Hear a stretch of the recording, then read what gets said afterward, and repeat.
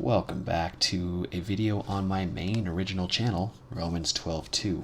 I saw a tweet from a gentleman in my area, a fitness guy, who, tweeted about this show Fuller House. And I wanted to give my opinion because, frankly, I'm a 90s kid, right? I was born in the mid 80s, but my memories are all from the early 90s. And I remember these two TV shows. I mean, this one is still on.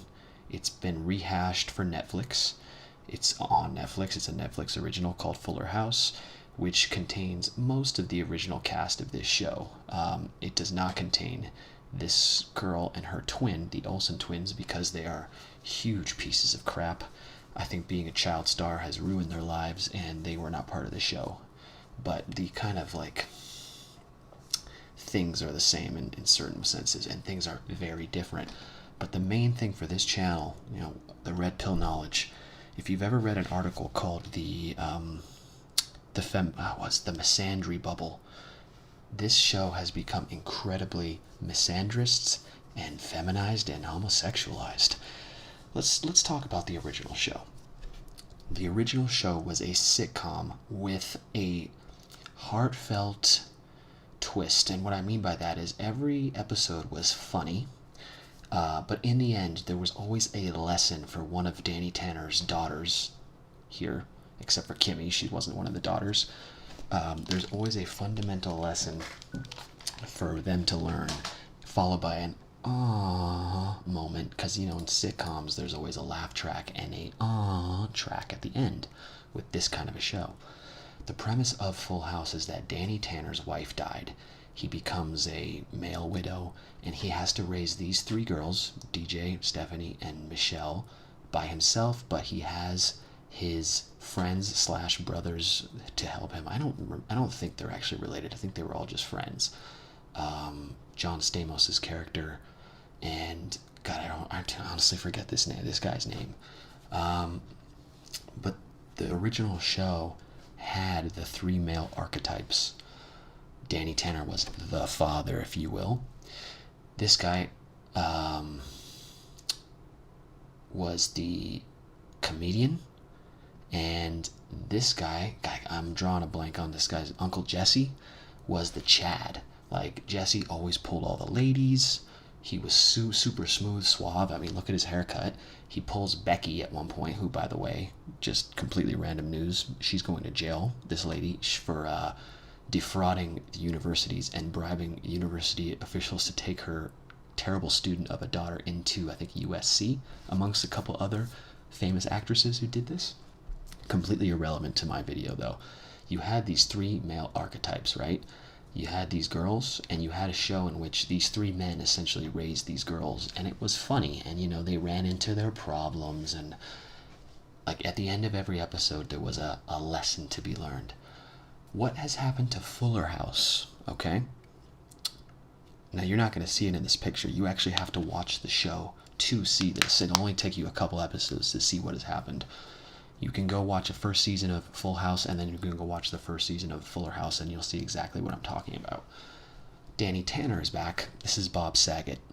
Bob Saget, if you only knew him from Fuller House and Full House, you would not know that he is a comedian, a stand-up comedian, and one of the most vile comedians there is. I mean, he makes the 80s Eddie Murphy look like, Mr. Rogers. Bob Saget in the 90s was a funny but incredibly vile comedian, the most foul language you could possibly imagine. It's amazing that he was able to hide that during Full House. But in Fuller House, he has become a bumbling idiot.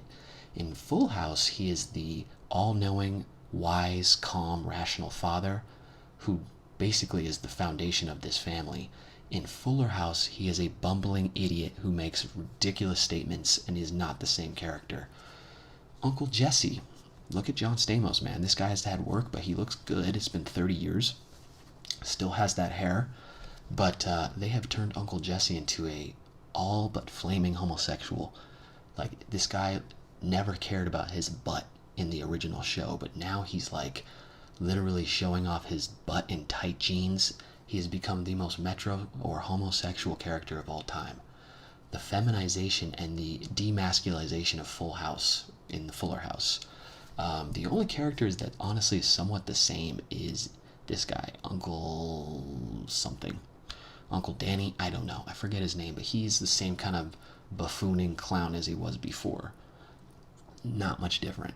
Um, this lady, Candace Cameron, if you know her personally, outside of acting, she's supposedly very, very Christian, but she isn't.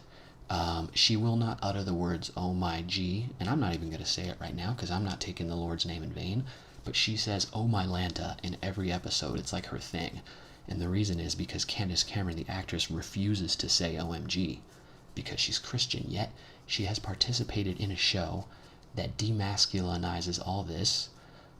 She has a gay son. This guy is a bumbling idiot, her other son. Kimmy's in the show.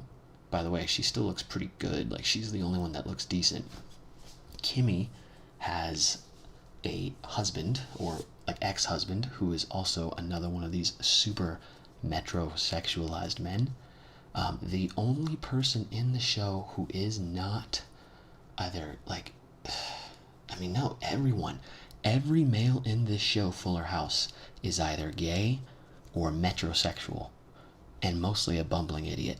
There is not a single character in the show who is a strong, firm father, or alpha, or Chad. Like, they've completely done away with that archetype. If you watch Fuller House, you will throw up.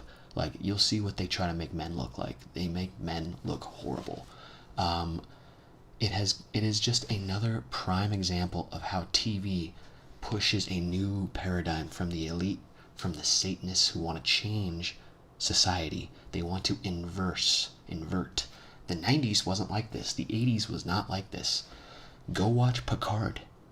Go watch the new Star Trek and compare it to the old Star Trek. It is not the same. It's completely inverted.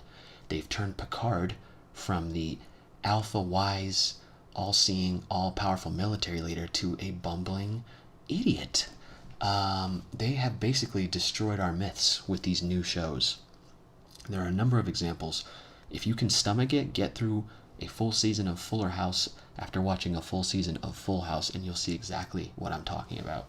And not pictured here are a number of other characters. DJ essentially is going back and forth between two guys, her old boyfriend from the original show, who is also turned into a flaming homosexual, and another guy who's like taller, bigger muscles, but is incredibly metrosexual. Like, there is no Chad on the show. There just isn't.